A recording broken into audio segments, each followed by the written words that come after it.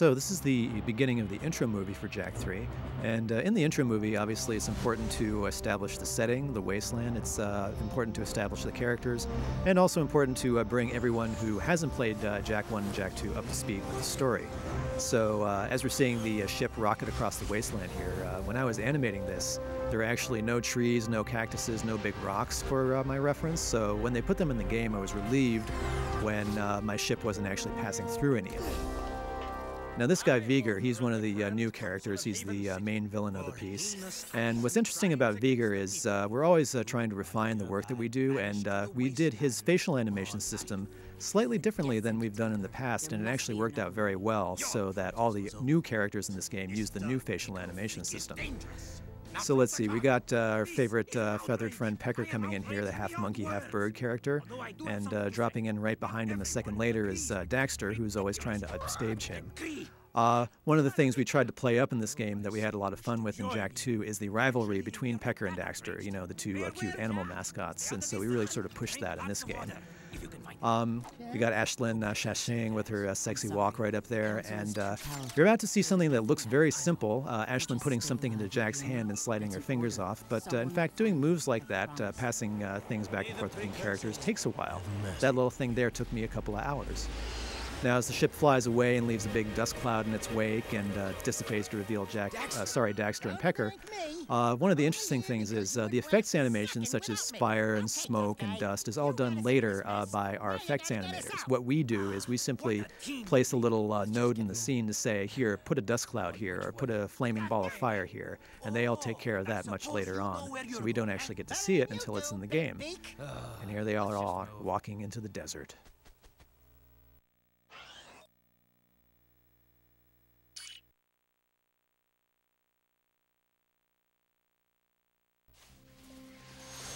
This scene is a really good example of just the collaborative process at Naughty Dog. So many people had their pieces in the puzzle to make this whole scene come together. Jason Martinson was the animator. Also, Mike Fadalone did a lot of the special effects animation, which you're going to see in a few seconds. In addition to that, of course, we had Troy Adam doing all kinds of, as you can see, all the special effects with the particles in the background, sort of adding life to the whole battle that's going on. What we wanted to do when we started the story idea for Jak 3 was we wanted to really kind of show the players that played Jak 2 that the world's going to really change. And so right off the bat we said, well, you know, that palace is just going to have to come down because we want to basically show that Haven City is forever altered in this war. And again, this is showing sort of the cross-section of how these scenes were put together. This scene took forever. We really shot a lot of our special effects load early on this one. As you can see, the entire palace comes down in one big giant piece, and that animation took forever. Again, a number of people working on this to make all the pieces come together, and then the magic of the music and sound effects on top of it to sell it.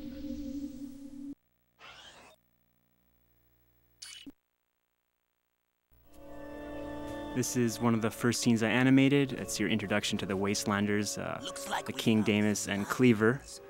Little known fact, if you get the secret orbs, you can turn off Cleaver's cloth, and you get to see his hairy legs and his skid marks. I smell a storm coming.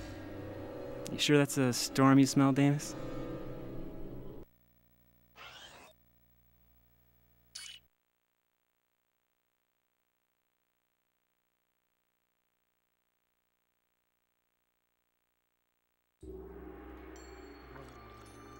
All right, so it's our first time back after the intro movie, and we get to see Jak and Dax are nice and safe. We also see there's been a wardrobe change, and Jak's gotten a haircut, so hopefully his little hand gesture gets to draw attention to that. When I first started working on this, the stage was not really done at all. They were, in the process of working on that. I did know there were steps, and I knew there were pools of water. So, two things I thought of were bringing Damus down the steps and get them closer together, and also get Daxter to wring out his tail so I can get just a secondary action in the scene. I also didn't really know what was going on with Damus. Is he good? Is he bad? Should we be worried about him? I knew that Dan, our writer, probably knew exactly where he was going, but I knew that I didn't, and also the viewer didn't. So we got to, kind of leave a little mystery for Damus. And he talks pretty tough, so I know that I know that after this scene, I didn't quite know if I liked him or not. But then I also get to have Daxter act cute. What happens So to the ones that don't crawl? maybe that balances out the scene with all the tough talk. I was afraid of that.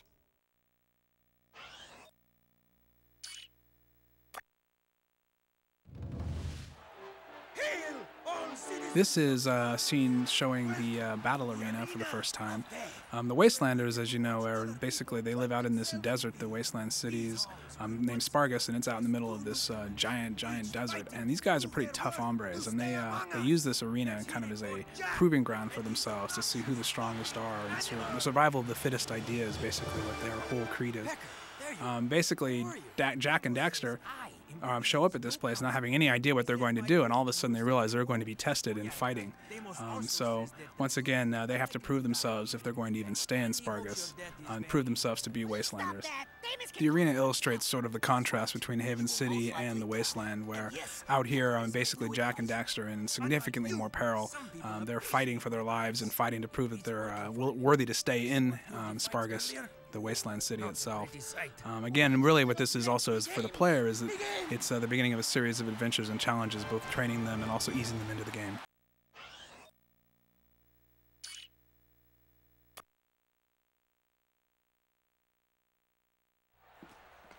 Hi, this scene was a lot of fun. Any scene that has Daxter and Pecker going at it like this is a lot of fun to animate. They're both really fun characters to do. What's interesting is this scene didn't have the gun in it originally. It just had Damus yelling at Jack, but it was decided that he needed to get the gun somewhere in this scene, so we had to squeeze it in there somewhere, and so the toss ensued. You mean you have to fight against actual people?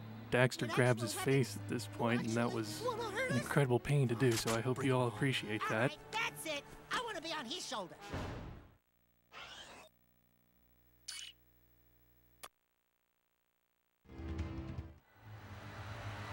This is the scene where Damus realizes that Jack is a little bit more than he seems. Speaking of which, one thing about this scene is that everybody who animated scenes in the arena ended up having to reposition everything because about halfway into production, they ended up rotating the arena by 90 degrees. It doesn't happen too often, but when it does, it's a lot of fun. And that could be useful. Now, what's interesting about this scene is we have a lot of scenes in this game where the characters are basically doing a lot of explaining and a lot of sort of expository dialogue. So the trick in the scenes like this is rather than just cutting back and forth to a lot of talking heads, is to try to keep the camera dynamic with interesting angles on the scenes so you all don't get bored and button out of the cutscenes. Because, you know, we don't like it when you button out of the cutscenes. Once again, Daxter gets burned. Animating Daxter is very fun. Animating the little flaps on his hat is not quite as much fun.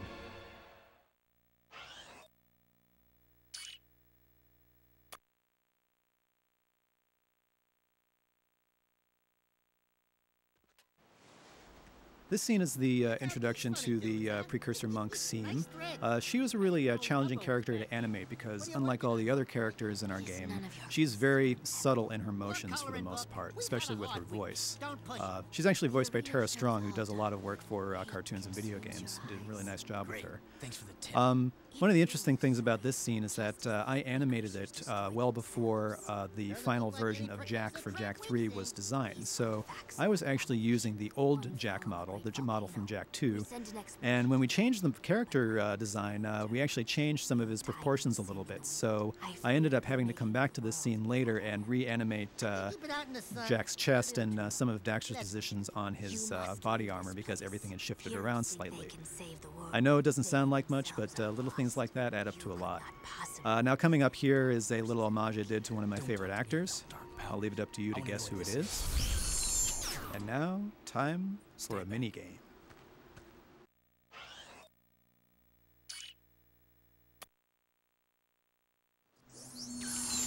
This scene is one of the first times you actually see sort of something alluding to something bigger happening, where this dark satellite is here, and Seam is talking about how it's communicating with something even bigger.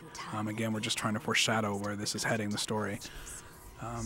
One of the things that's interesting about creating these animations is, you write these lines, and then an actor will take them and bring them to life at one level and in the recording studio, and we go in and we direct the actors, and it's a lot of fun because the words just kind of spring to life. And then an animator gets a hold of it, and it's just amazing because they really breathe life into the character, and suddenly everything just all comes together, and it just becomes a living, breathing thing.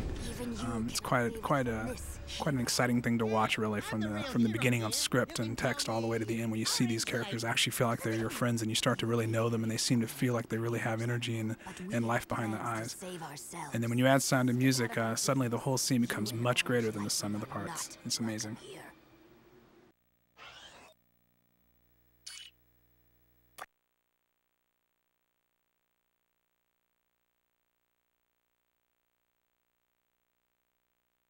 Well, if it isn't the newbies. All right, so this was my first scene. I got to use Cleaver, and we have a bunch of new characters in this game, and as the games have progressed, the characters get new controls and little animation controls for us to use.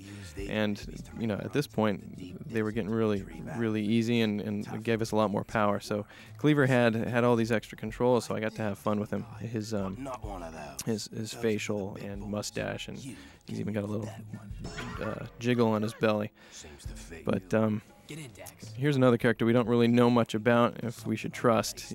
The Wastelanders seem to be kind of shady, so I had to kind of try to play him that way. And since he also references putting Daxter on a barbecue and having him for a snack, I knew that was not a friendly thing to do.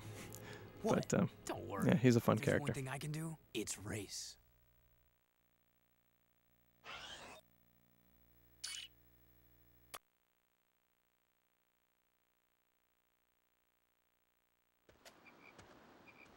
This scene ran into a slight problem that we have a lot, where there's important information going on that the player must learn about, and there's other humorous antics going on in the background, and we have to balance the sound out, which sometimes can be disappointing to the animator, but it needs to be done for the gameplay.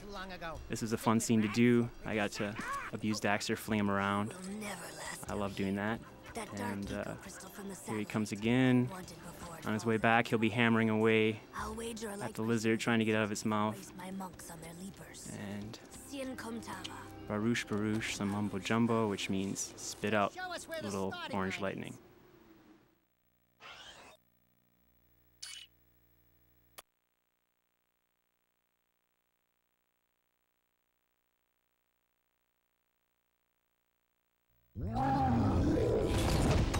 This scene was great. I really enjoyed working on this scene. I got a chance to finish up the mission that I just thought was so cool, where you're chasing around the dinosaurs. And Errol, this is the first glimpse you get of Errol, Cyber Errol, reconstructed Errol, and I just thought his character was so cool that I had a good time animating him.